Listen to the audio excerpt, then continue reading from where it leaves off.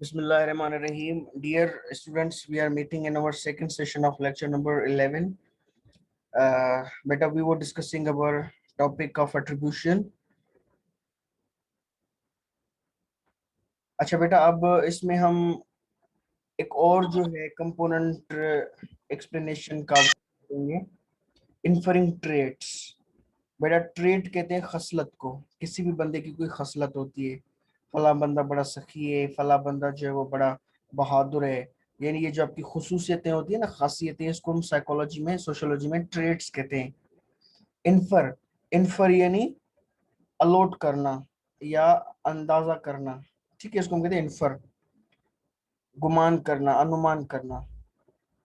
ठीक है, इसको हम कहते हैं इन्फरिंग ट्रेट्स, यानी सामने वाले बंदे का जो बिहेवियर है उसको देखकर जो चीज हमें दिख रही है वही चीज उसको अलॉट कर देते हैं, वही चीज उस बंदे को हम अलॉट कर देते हैं या उसको जो अट्रीब्यूट कर देते हैं कि ये चीज इसमें ही पाई जाती है। For example, we often infer that other people's actions are indicative of their intentions and dispositions. हम हमेशा यही समझते हैं कि दूसरे लोगों का जो एक्शंस होता है, अमल होते हैं, वो किस तरह के काम कर रहे होते हैं, किस तरह के एक्शंस कर रहे होते हैं। उन एक्शन से उन बंदों के अंदर का हमें पता चलता है कि वो किस तरह के हैं। यानी उनका बिहेवियर देखकर हम उनकी पर्सनैलिटी के बारे में अंदाजा लगाते हैं कि वो क्या है। फॉर एग्जाम्पल, एक बंदा ताश खेल रहा होता है तो हम कहते हैं ये जुआरी है। ठीक है, एक बंदा जो है वो दूसरों की मदद कर रहा होता है, हम कहते हैं भाई ये बड़ा नेक बंदा है। तो आप बंदों के काम को देखकर, बंदों के नजर आने वाले बिहेवियर को देखकर उसकी पर्सनल डिस्पोजिशन के बारे में अंदाजा लगाते हैं कि ये बंदा क्या है। Number 2, if I observe Rick. बेटा, ये अंग्रेजों के नाम है। If I observe Rick making a sarcastic comment to Linda, यानी ये एक स्टूडेंट है, यहाँ पे आप अपने नाम भी लगा सकते हैं। If I observe a student making a sarcastic comment to another student, I infer that Rick is a hostile person. यानी आपकी क्लास में एक बंदा है, वो दूसरे बंदे के ऊपर कमेंट करता है, ये ऐसा है, वो ऐसी है। तो आप उस बंदे के कमेंट्स को देखकर आप कहते हैं भाई ये बंदा है ही यानी होशिला, या इस बंदे के अंदर है ही ये कि वो दूसरे लोगों को तंग करता रहे, दूसरों के मामलात में टांग अड़ाता रहे। तो आप उस बंदे के इस तरह के यानी गंदे कमेंट्स को देखकर आपने उसकी पर्सनैलिटी का अंदाजा लगा लिया ये किस तरह का बंदा है। इसको हम कहते हैं इन्फरिंग ट्रेट्स। अच्छा बेटा, number 3, theory of correspondent inference specifies the conditions under which people infer traits. अच्छा बेटा, ये एक थ्योरी है जिसका नाम है करेस्पॉन्डेंट इन्फ्रेंसेस। करेस्पॉन्डेंट इन्फ्रेंसेस यानी आप जो है वो अंदाजा लगाते हैं कि जो कोई काम वो कर रहे होते हैं वो खुद भी ऐसे ही होते हैं जिस वजह से ये काम कर रहे होते हैं। Number 4, for example, normal or expected behavior tells us less about the person than does unusual behavior. यानी बेटा, आप लोग के दो तरह के बिहेवियर होते हैं, एक होता है नॉर्मल बिहेवियर और एक होता है unusual behaviour. Usual behaviour, unusual behaviour. Usual behaviour यानी वो चीजें जो आप आमतौर पे करते रहते हैं, नॉर्मल चीजें होती हैं। अनयूजुअल बिहेवियर यानी कुछ जो जरा हट की चीजें आप कर रहे होते हैं उसको हम अनयूजुअल बिहेवियर कर रहे होते हैं। तो थ्योरी ऑफ करेस्पॉन्डेंट इन्फ्लुएंस बताती है कि आप यानी कि आपके आपके बिहेवियर के बारे में, आपका जो अनयूजुअल बिहेवियर है वो यानी बहुत ज्यादा बता रहा होता है बंदे के बारे में बनिस्बत उस बिहेवियर के जो वो यूजुअली करता रहता है। यानी आपकी जो डेली रूटीन होती है उनसे आपका बंदा नहीं चल चल पाता कि आप क्या हैं। आपको पता है कि लोग आते रहते हैं, यानी यूनिवर्सिटी में क्लास में आपके सामने बैठे होते हैं, क्लास में पढ़ रहे होते हैं आपके साथ, आप उनकी रूटीन एक्टिविटी से आप उनका अंदाजा नहीं लगा सकते। अनयूजुअल एक्टिविटी, अनयूजुअल किसी एक इवेंट से आप उनका अंदाजा लगा सकते हैं ये बंदा क्या है। Number 5, the easy with which we infer traits a phenomenon called spontaneous trait inference is remarkable। ठीक है, स्पॉन्टेनियस ट्रेट इन्फ्रेंस यानी आप अगर किसी बंदे को कोई काम करते देख रहे होते तो आप ऑटोमेटिकली वो ट्रेट उस पर ट्रांसफर कर लेते हैं। आगे एग्जांपल्स हैं इसके। Number 6, In experiments at New York University, James Uleman gave students statements to remember, such as the librarian carries the old woman's groceries across the street. यानी एक यूनिवर्सिटी थी न्यूयॉर्क में, वहां पे तजुर्बा किया गया। एक साइंटिस्ट था, साइकोलॉजिस्ट था, जिसका नाम था जेम्स उलेमन। उसने स्टूडेंट्स को एक स्टेटमेंट दी। स्टेटमेंट में क्या था? The librarian carries the old women's groceries across the street. कि एक लाइब्रेरियन है, वो एक बंदी है, उसका जो वो बैग है ग्रोसरीज का, वो उठाकर उसको घर तक छुड़वाने के लिए जाता है। The students would instantly unintentionally and unconsciously infer a trait. अच्छा, अब वो क्या करेंगे? स्टूडेंट ऑटोमेटिकली उस बंदे के बारे में ट्रेट अपने माइंड में डेवलप कर लेंगे कि वो बंदा किस तरह का है। वो एक बूढ़ी खातून का बैग उठाकर कंधे पर वो उसके घर तक छोड़ने जाता है, तो उसके बिहेवियर को देखकर ऑटोमेटिकली उसके बारे में अंदाजा लगाना शुरू कर देते हैं कि वो किस तरह का बंदा है। Number 7, when later they were helped to recall the sentence, the most valuable clue word was not books. अब बेटा, उस बंदे के पास वो क्या था? लाइब्रेरियन। लाइब्रेरियन का काम क्या होता है? बुक्स के साथ डीलिंग करना। यूनिवर्सिटीज में, कॉलेजेस में जो बुक्स होते हैं उस इदारे के, वो एक यानी बड़े हॉल में पड़े होते हैं, बुक्स पड़े होते हैं, वो उनकी डीलिंग कर रहा होता है। तो ये उसका जॉब डिस्क्रिप्शन होता है। लेकिन बाद में जब उनको कहा गया स्टूडेंट्स को आप उस बंदे को कॉल करें, तो उस बंदे का जो एक यूजुअल बिहेवियर था, एक लाइब्रेरियन, वो उनको याद नहीं रहा था कि वो कोई किताबें वगैरह से डील करता है, बल्कि उनको जो दूसरा अनयूजुअल बिहेवियर था, यानी एक जो काफी अरसे के बाद कोई आप किसी की मदद कर रहे होते तो वो चीज उनको याद रह गई, यूजुअल चीज याद नहीं रही। When later they were helped to recall the sentence, the most valuable clue word was not books to queue librarian or bags to queue groceries, but helpful. The inferred trait that I suspect you to spontaneously attributed to the librarian. यानी आप जो है क्या करते हैं कि ना तो तीन चीजें हैं यहाँ पे। एक तो वो बंदा लाइब्रेरियन था, दूसरा उसके कंधे पर ग्रोसरीज का बैग रखा हुआ था। ये दोनों चीजें आपको याद नहीं आई। आपने उसकी मदद करने वाले बिहेवियर को देखकर आपने कहा कि ये बंदा जो है वो हेल्पफुल है, तो उसका जो हेल्पफुल वाली शनाख्त है वो आपके माइंड में याद रहेगी, यार ये बंदा बड़ा हेल्पफुल था। तो यहाँ पे ये बात बताई जा रही है, जो रूटीन बेस्ड और यूजुअल आप एक्शंस कर रहे होते हैं, आपके साथ जुड़े होते हैं, उन उनसे ज्यादा वो जो आप अनयूजुअल कर रहे होते हैं, वो ज्यादा मैटर कर रहे होते हैं आप आपकी पर्सनैलिटी की शनाख्त के लिए। Number 8, given even just 1/10 of a second exposure to someone's face, people will spontaneously infer some personality trait. यानी आप लोगों को सेकंड के 10वें हिस्से तक एक सिर्फ फ्लैश दिखा दिया जाए किसी लड़की या किसी लड़के की तस्वीर का, आप एक फ्लैश के साथ, यानी मिली सेकंड के साथ वो फ्लैश आपको दिखाया गया, और आप उसके बंदे का चेहरा देखकर उसके बारे में कुछ ना कुछ आप अंदाजा जरूर लगाएंगे कि भाई वेरी वेरी ब्यूटीफुल, इनोसेंट, ठीक है, शरीर, यानी कोई अच्छा कोई बुरा, आप कोई ना कोई उसके बारे में आप इमेज जरूर डेवलप कर लेंगे। इसको हम कहते हैं इन्फरिंग ट्रेट्स। और इस थ्योरी थ्योरी को हमने कहा करेस्पॉन्डेंट इन्फ्रेंस।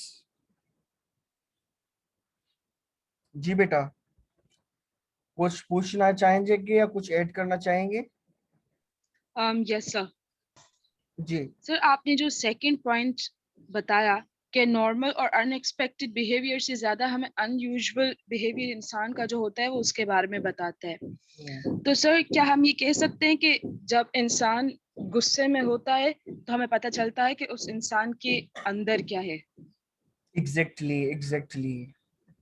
वैसे तो नॉर्मली सारे लोग यही कह रहे होते हैं कि भाई मैं तुम्हारी मदद करूंगा, ये करूंगा, वो करूंगा, मेरे होते तुम्हें परेशान होने की जरूरत नहीं है। लेकिन थोड़े अनयूजुअल सिचुएशन आ जाती है तो बंदे का असल पता चल जाता है कि वो बंदा था क्या। ठीक है बेटा। Yes sir. हाँ, आपने बड़ी बड़ी अच्छी एग्जांपल बताई कि बंदे की पहचान जो है वो गुस्से में ज्यादा होती है, कि गुस्से में उसका पूरा जो अंदर है ना वो अंदर बाहर निकला जाता है। अच्छा बेटा, ये थोड़ी यानी मुश्किल थ्योरी है, इसको समझने के लिए आप लोगों को थोड़ा सा एफर्ट करनी पड़ेगी।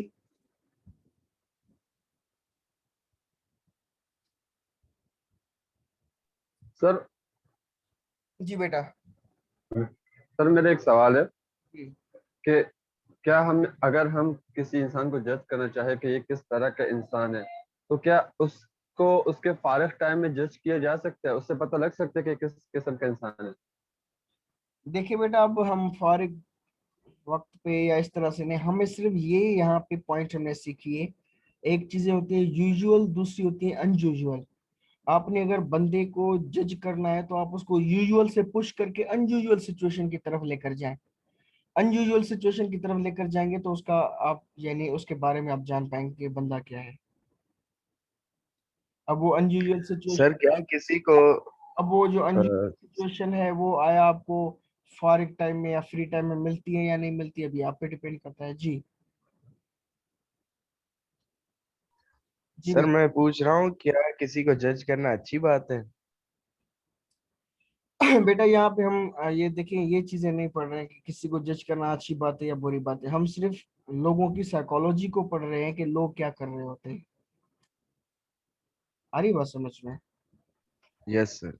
हाँ, यानी चाहे ना चाहे अनकॉन्शियस प्रोसेस होते हैं, ये हो रहे होते हैं, हो रहे होते हैं। आप अगर चाहें जज ना भी करें तो जजमेंटल ना होना, यानी इसके लिए आपको बहुत बड़ी रियाजत करनी पड़ेगी, बहुत बड़ी यानी मेंटल एक्सरसाइज करनी पड़ेगी, इमोशनल एक्सरसाइज करनी पड़ेगी। तब आप जाकर अपने आप को उस लेवल पर लेकर जाएं कि आप किसी को जज ना करें, वरना हम इंसान है यार। और इंसान की साइकोलॉजी है कि वो दूसरों के बारे में आइडियाज लगाता रहता है कि दूसरा क्या है, दूसरा क्या है। आ रही बात समझ में? सर अगर हमें किसी को, अगर किसी ने हमें कहा हो कि आपके जरूरत के वक्त में आपके काम आऊंगा, तो हमें उसे चेक करने के लिए तो उसे कोई काम देना होगा, फिर हमें पता चलेगा कि वो हमारे काम आएगा या नहीं। जी, अनयूजुअल सिचुएशन में। ठीक है। सर जी। हम एक अच्छाई करें किसी को याद नहीं था, लेकिन जब एक बुराई करे तो सब जजमेंट करते हैं। जी। अच्छा बेटा, अब हम इस थ्योरी पे आते हैं, हेरोल्ड केलीज थ्योरी ऑफ एट्रीब्यूशन। यानी कभी कभी क्या होता है, आप सिचुएशन पे जाएंगे या आप पर्सन पे जाएंगे, आपको पता होता है कि किस एक्सप्लेनेशन में हम सिचुएशन पे जा रहे हैं, किस एक्सप्लेनेशन में हम जो है वो पर्सनल डिस्पोजिशन पे जा रहे हैं। बेटा इसके लिए हेरोल्ड केली नामी एक साइकोलॉजिस्ट था, उसने थ्योरी दी एट्रीब्यूशन की। इसके एलिमेंट्स को आप पढ़ेंगे तो आपको बात समझ में आ जाएगी कि डिस्पोजिशन पे हम कब जाते हैं और सिचुएशन पे हम कब जाते हैं। जी बेटा, इस थ्योरी में हम क्या पढ़ने जा रहे हैं? हेलो बेटा, गलती बताएं, कोई मसला नहीं है। सर कंसिस्टेंसी नहीं, इस थ्योरी में हम क्या पढ़ने जा रहे हैं वैसे? कि सर एट्रीब्यूशन दोबारा पे हम बोले। जाते हैं और सिचुएशन पे हम कब जाते हैं। कब जाते हैं, वेल डन बेटा। यानी आपकी एक्सप्लेनेशंस में आप पर्सनल डिस्पोजिशन पे कब जाते हैं किसी भी चीज के लिए। फॉर एग्जांपल, बंदा जो है लेट आ रहा है यूनिवर्सिटी। अब मैं एक टीचर हूँ, आया मैं पर्सनल डिस्पोजिशन पे जाऊंगा या मैं उसकी सिचुएशन पे जाऊंगा? ये तीन फैक्टर्स हैं जो इस बात का फैसला करेंगे। Consistency, distinctiveness and consensus. ये तीन चीजें माइंड में रखते हैं और ये तीन चीजें डिसाइड करते हैं कि आया मैं सिचुएशन की तरफ जाऊंगा या मैं पर्सनल डिस्पोजिशन की तरफ जाऊंगा। Is it clear? Yes sir. अच्छा बेटा, आप इन तीन चीजों को थोड़ा गौर से समझें। ये थोड़े ड्राई कॉन्सेप्ट हैं, आपको इजीली समझ में नहीं आएंगे, लेकिन जिस बच्चे को समझ में आ गए उसकी ईद हो गई, यानी उसको अपनी लाइफ में अच्छे से एक्सप्लेन कर सकेगा चीजों को। फिर कंसिस्टेंसी, यानी वो जो बंदा लेट आ रहा है क्लास में, रोजाना आ रहा है 9:30 बजे, एक दिन 9:30 बजे, दूसरे दिन 9:32, 9:28, 9:25, 9:35, वो कभी 9 बजे भी आता ही नहीं है। अब आप मुझे बताएं, मैं उसकी पर्सनल डिस्पोजिशन पे जाऊंगा या उसकी एक्सप्लेन यानी सिचुएशन पे? हेलो सर ज्यादातर पर्सनल डिस्पोजिशन। हाँ, मैं कहूंगा यार लेट कम से कम एक बार हो सकती है। आ रही बात समझ में? एक बार हो सकती है, 2 बार हो सकती है, ये रोज रोज की लेट हो रही है, इट मींस बंदे में खुद में प्रॉब्लम है। Is it clear? तो कंसिस्टेंसी, कंसिस्टेंसी यानी ये जो बंदा बिहेवियर कर रहा है कंसिस्टेंसी के साथ कर रहा है, यानी बड़े तसल्सल के साथ कर रहा है, रेगुलरली कर रहा है, इसका है ही ये तरीकेकार। तो जब जिस जगह में हमें कंसिस्टेंसी का एलिमेंट मिले तो इट मींस इसके साथ ही प्रॉब्लम है, इसके बंदे के साथ प्रॉब्लम है, सिचुएशन का कसूर नहीं है। अच्छा, डिस्टिंक्टिवनेस, डिस्टिंक्शन, डिस्टिंक्शन यानी दूसरे बंदों को अगर इस बंदे के साथ कंपेयर किया जाए, क्या दूसरे बंदे भी लेट आते हैं? नहीं भाई, दूसरे बंदे 9 बजे पहुंच जाते हैं। इट मीन्स अब वो कहेगा नहीं सर पॉइंट लेट आ गई थी भाई, ये फिर दूसरे बच्चे कैसे आ गए? वो भी तो इन्हीं रास्तों से आए हैं, इन्हीं पॉइंट से आए हैं, इनको लेट नहीं हुई, आपको लेट हो गई। इट मीन्स उनको दूसरे बच्चों के साथ कंपेयर किया जाए तो ये डिस्टिंक्ट लगता है। डिस्टिंक्ट यानी मुख्तलिफ, इस जैसा बंदा और कोई नहीं है, सारे टाइम पे पहुंच जाता है, ये एक वाहिद बंदा है जो, तो तब भी आप उसकी पर्सनल डिस्पोजिशन पे जाएंगे। लेकिन अगर आपको पता चलता है हाँ यार 60 बच्चों में से 20 बच्चे, 40 बच्चे जो है ना वो लेट आए, हम कहेंगे हाँ यार इस बंदे का कसूर नहीं है, दूसरे बंदे भी लेट ही आए हैं। अगर इस तरह डिस्टिंक्टिव यानी लो होगी तो आप कहेंगे हाँ यार बंदे का कसूर नहीं है, सिचुएशन का कसूर है। कंसिस्टेंसी लो होगी यानी नहीं, रोजाना 8:50 8:55 पे आ जाता है, आज सिर्फ 9:30 पे आया है, तो हम कहेंगे हाँ बंदे का कसूर नहीं है, सिचुएशन का कसूर है, रोजाना ये नहीं होता, सिर्फ आज हुआ है। कंसिस्टेंसी, डिस्टिंक्टिवनेस, ये बेटा दोनों समझ में आ गए? Yes sir. अच्छा बेटा, नीचे कुछ और हम मिसालें बयान करते हैं। नंबर 1, अच्छा ट्रू। बेटा प्लीज इनको थोड़ा ध्यान से करें, क्योंकि इस बार मैं पेपर में यही टेक्निकल चीजें देने वाला हूं कि भाई एक्सप्लेन द हेरोल्ड केलीस theory with your own examples, ठीक है? अच्छा, try creating your own example. बेटा आजकल ये प्रॉब्लम चल रहा है अली जफर और मिशा शफी का, इसके बारे में तो आपको पता होगा, सेक्सुअल हरासमेंट का। Yes sir. Yes sir. अच्छा, अब हम जज जो है, जज फॉर एग्जांपल ये लोग तो एविडेंस वगैरह देखते हैं, लेकिन हम फॉर एग्जांपल जो आम लोग हैं, हम अगर जज करें इस बिहेवियर को भाई कौन सही है कौन गलत है, तो ये जो 3 एलिमेंट हैं कंसिस्टेंसी, डिस्टिंक्टिवनेस और कंसेंसस, ये 3 फैक्टर्स हमारी हेल्प कर सकते हैं बंदे को जज करने में कि आया कौन सही है कौन गलत है। A, if Meesha and many others criticise Ali Zafar, यानी मीशा के साथ साथ और भी काफी सारी लड़कियां हैं जिन्होंने अली जफर को ब्लेम किया है, सिर्फ मीशा अकेली नहीं है। यानी अब इस बात में क्या हो गया, कंसेंसस हो गया। कंसेंसस यानी मीशा अकेली नहीं बल्कि दूसरी भी मौजूद हैं।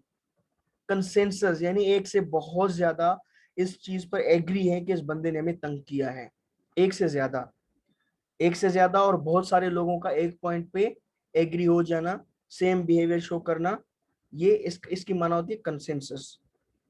यानी अगर कंसेंसस है, number B, if Meesha isn't critical of others, और मीशा ने कभी दूसरों पे ब्लेम नहीं किया, ये अली वाहिद बंदा है जिस पर इसने किया है। हाई डिस्टिंक्टिवनेस, हाई डिस्टिंक्टिवनेस यानी इसने कभी भी किसी और पे नहीं किया। When we make an external attribution it's something about Ali Zafar, यानी अब क्या करेंगे हम, इन 2 बातों को माइंड में रखकर भाई अली में ही कोई प्रॉब्लम है, अली जफर में कोई प्रॉब्लम है। किस वजह से आप कह रहे हैं? क्योंकि सिर्फ मीशा ही नहीं, बहुत सारी काफी और भी लड़कियां हैं जो कि ब्लेम कर रही हैं, नंबर 1। नंबर 2 कि मीशा ने कभी भी किसी और पे नहीं किया, अली पहला बंदा है जिस पर इसने किया है। इट मींस अली में कोई प्रॉब्लम है, मीशा में प्रॉब्लम नहीं है। इज इट क्लियर बेटा? Yes sir. अच्छा, ए, अच्छा अब दूसरी situation, if Meesha alone criticize Ali Zafar, यानी अली जफर पे सिर्फ और सिर्फ मीशा कर रही है क्रिटिसाइज, ब्लेम करी, और कभी किसी लड़की ने किसी पे किया ही नहीं, कोई और लड़की अली पे कर नहीं रही, सिर्फ ये एक वाहिद लड़की है जो अली जफर पे कर रही है। यानी इसमें क्या हो गया, लो कंसेंसस, ये अकेली ही है और कोई इसके साथ इस बात में शामिल नहीं है जो अली पे इल्जाम कर रहा हो। B, if she criticizes many other people, और ये अली जफर वाहिद बंदा नहीं है जिस पे किया हो, इसने 10 बंदों पे पहले भी ब्लेम कर चुकी है। ठीक है, अगर इस तरह की कोई सिचुएशन, यानी low distinctiveness, low consensus, high consensus, high distinctiveness, तो ये जो सेकंड सिचुएशन होगी, लो कंसिस्टेंस, लो डिस्टिंक्टिवनेस, तो यहाँ पे क्या हम कंक्लूड करेंगे, then we are drawn to an internal attribution, it's something about Meesha, कि भाई इस लड़की में खुद में प्रॉब्लम है, कि पहले भी काफी सारे लोगों को ब्लेम कर चुकी है और अली पर कोई और नहीं कर रहा, सिर्फ यही कर रही है, इट मींस लड़की में प्रॉब्लम है। तो बेटा बात समझ में आ गई कि आप सामने वाले पे ब्लेम कर रहे होते हैं, तो आया सामने वाला सही है या आप सही है?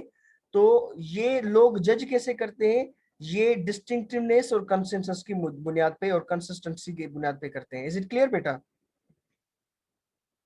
Yes sir. Yes sir. Yes sir. अच्छा बेटा, इसका एक और पार्ट है, उसके बाद मैं आपसे आपकी यानी वर्जन पूछूंगा, आपने क्या समझा है। Number 5, when explaining why Fahim is having trouble with his computer, कभी कभी क्या होता है, आप कोई कंप्यूटर चला रहे होते हैं, आप कहते हैं भाई इस कंप्यूटर में प्रॉब्लम है। अब हमें ये देखना है कि आया कंप्यूटर में प्रॉब्लम है या फहीम में प्रॉब्लम है।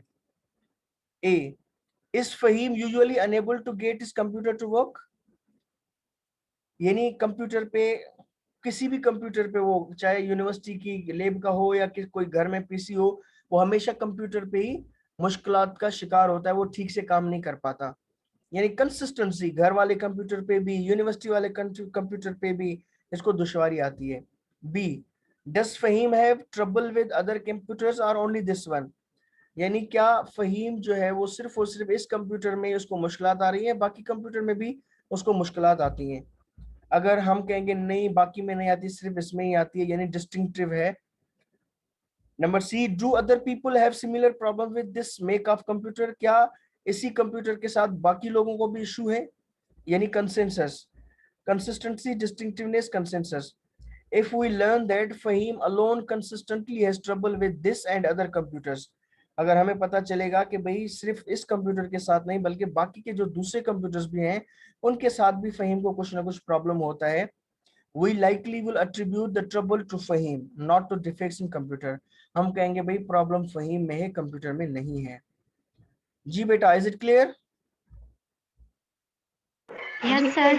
जी बेटा, यस सर। आप कोई बात बताना चाहेंगे, ऐड करना चाहेंगे? जी सर। जी बताएं। सर अगर हम ये कहें कि मतलब कोई एक स्टूडेंट ऐसा है जो कि तमाम सब्जेक्ट्स में अच्छा है और वहाँ पे वो अच्छे मार्क्स भी ले रहा है, बट एक किसी में वो जो है ना अच्छे मार्क्स नहीं ले रहा, या उसको फेवर नहीं मिल रही उस टीचर से या प्रोफेसर से, तो हम इसमें भी ये मतलब इस फैक्टर को भी देख सकते हैं कि क्या वहाँ पर सिर्फ उसी के साथ नाइंसाफी हो रही है या इसमें बाकी और भी स्टूडेंट्स मौजूद हैं जो बाकियों में भी अच्छे हैं और उनके भी इसी में ही अच्छे मार्क्स नहीं आ रहे। एग्जैक्टली। अब फॉर एग्जांपल एक स्टूडेंट कंप्लेन करता है टीचर की कि भाई फलां टीचर जो है वो मेरे साथ नाइंसाफी कर रहे हैं, तहकीकात की जाए। अब फॉर एग्जांपल एप्लीकेशन आ गई है हमारे पास, अब हम क्या देखेंगे कि फॉर एग्जांपल आपके 6 सब्जेक्ट्स हैं, 6 में फॉर एग्जांपल इस टीचर ने आपको मार्क्स दिए हैं 50, अब बाकी 5 सब्जेक्ट में आपके क्या मार्क्स हैं? अगर बाकी 5 में भी 55, 52, 53, 58, 60 है, फिर तो भाई इसने आपका आपका कंसिस्टेंसी, आप कंसिस्टेंटली अपने कैरियर में बाकी सब्जेक्ट में भी ये ले रहे हैं, इट मींस आप में प्रॉब्लम है, टीचर में प्रॉब्लम नहीं है। ठीक है, लेकिन अगर आपके बाकी सब्जेक्ट्स में 90, 88, 85 और इस एक सब्जेक्ट में 50 हो, it means something is wrong with teacher. लेकिन टीचर को हम डायरेक्टली ब्लेम नहीं करेंगे, फिर देखेंगे आया टीचर ये जो चीज बाकी कुछ एप्लीकेशंस आती हैं टीचर के खिलाफ 60 बच्चों में से, नहीं भाई कोई और प्रॉब्लम बच्चा कर ही नहीं पा रहा, यानी एप्लीकेशन नहीं कर रहा, इट मींस फिर अगेन आप में प्रॉब्लम होगा, अगर किसी और को शिकायत नहीं है तो। ठीक है बेटा? Yes sir. अच्छा, उसके बाद हम आएंगे फंडामेंटल एट्रीब्यूशन एरर। बेटा ये भी एक बड़ा इंपॉर्टेंट कॉन्सेप्ट है, यानी हम एट्रीब्यूशन एरर कर रहे होते हैं, गलती हो रही होती है हमसे एट्रीब्यूट करने में। बेटा क्यों होता है कि हम बाद में माफिया मांगते हैं, यार हमसे गलती हो गई, आपको समझने में गलती हो गई, मैंने ये गलत किया, पछतावा है। ये सारी चीजें, सारी कहानियां तब होती हैं जब आप एट्रीब्यूशन एरर कर रहे होते हैं, आपकी कॉग्निटिव फॉल्ट की वजह से आप गलत डायरेक्शन में जा रहे होते हैं। ठीक है, एट्रीब्यूशन एरर हम इसको कहते हैं, फंडामेंटल एट्रीब्यूशन एरर। सर जी सर हेरोल्ड कैलिस थ्योरी जो अभी आपने बताई है, ये it depends on common sense attribution. कैसे? जी बेटा, बिल्कुल बिल्कुल, ये जो आम आम लोग होते हैं ना, आम साइकोलॉजी आम लोगों की। आप क्या कहना चाहती थी, आप थोड़ा ये एक्सप्लेन करें। जैसे कि सर हम ये देखते हैं कि किस तरह एक इंसान का ये तो कॉमन सेंस में भी ये चीज़ें आ जाती हैं कि हम इन सारी बातों पर गौर करें कि एक बंदा अगर ऐसा है तो वो बाकियों के साथ भी ऐसा है या नहीं है। हम्म। माने ये हमारी सारी दिमाग की जो राय है या उनके फैसलों को सब मंजमद करती है। That's why it's common sense attribution. जी बेटा, जी जी जी जी, असल में ये सारी चीजें कॉमन सेंस की तो हैं, इसको सिर्फ हम अब समझने की कोशिश कर रहे हैं। अच्छा बेटा, हम अब फंडामेंटल एट्रीब्यूशन एरर की तरफ जाएंगे। नंबर 1, एट्रीब्यूशन रिसर्च है found a common problem with our attribution, यानी जिन लोगों ने इस पर रिसर्च की है उन्होंने एक प्रॉब्लम फाइंड किया है कि हम जो एट्रीब्यूशन करते हैं उसमें बहुत बड़ा प्रॉब्लम है।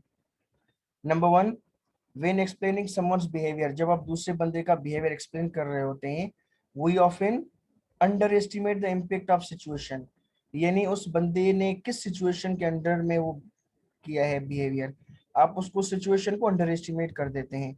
फॉर एग्जाम्पल, एक बंदे ने चोरी की, आप सिर्फ उसकी चोरी की देख रहे होते हैं और उसको चोर कर रहे होते हैं, उसको चोरी की जरूरत क्यों पेश आई, कौन सी सिचुएशंस थी, आप उनकी तरफ जाते ही नहीं है। It means under estimate the situation, overestimate overestimate the extent to which it reflects the individual's traits and attitudes। बेटा बेटा, ओवर एस्टिमेट कहते हैं किसी चीज को ज्यादा फोकस देना, अंडर एस्टिमेट किसी चीज को कम फोकस देना। तो आप क्या कर रहे होते हैं, बंदे की सिचुएशन को कम फोकस दे रहे होते हैं और बंदे को बहुत ज्यादा फोकस दे रहे होते हैं। आप कभी कभी अपनी बीवी से, अपने शोहर से, किसी घर वाले से, किसी दोस्त से, किसी पड़ोसी से, किसी रिश्तेदार से नाराज होते हैं, भाई फला की ये गलती, ये गलती, ये गलती, आप उस बंदे को अपने माइंड में शैतान बनाकर बिठा के बैठे होते हैं। इट मीन्स आपने ओवर एस्टिमेट कर दिया उस बंदे की यानी पर्सनल डिस्पोजिशन को, उसकी सिचुएशन को आपने एक बार भी समझने की कोशिश नहीं किया। That is called attribution error, underestimating situations, overestimating personal dispositions. We may infer that people fall because for example कुछ लोग होते हैं ना, खड़े खड़े गिर जाते हैं या चल रहे होते हैं गिर जाते हैं, हमारी एक्सप्लेनेशन क्या होती है, they are clumsy rather than because they were tripped. हम क्या कहते हैं, क्लमसी। बेटा क्लमसी की माना क्या होती है, सर अनाड़ी। अन्नाड़ी, awkward, inept, ठीक है बेटा, यानी अन्नाड़ी है ये बंदा। Rather than because they were tripped, ये नहीं करते कि भाई ये बंदा थोड़ा स्लिप हो गया है। आ रही बात समझ में, तो हम सिचुएशन को नहीं, डायरेक्टली उस बंदे की तरफ जाते हैं। People smile because they are happy rather than faking friendliness, और हम कहते हैं कि भाई ये बंदा स्माइल कर रहा है, तो हम फिर बंदे को कहते हैं हाँ ये बंदा है ही खुश मिजाज इसीलिए स्माइल कर रहा है। उसकी उसकी सिचुएशन को नहीं देख रहे थे कि शायद उसकी सिचुएशन उसे तकादा कर रही होती है स्माइल करने का। People speed pass us on the highway because they are aggressive rather than late for an important meeting, यानी अगर बंदे तेजी से गाड़ी चला रहे होते हैं, हम ये कहते हैं कि भाई वो है ही एग्रेसिव ड्राइवर जिस वजह से गाड़ी भगा रहा है। हम ये नहीं कहते कि भाई उसको शायद कहीं पे पहुंचना हो जल्दी इसी वजह से।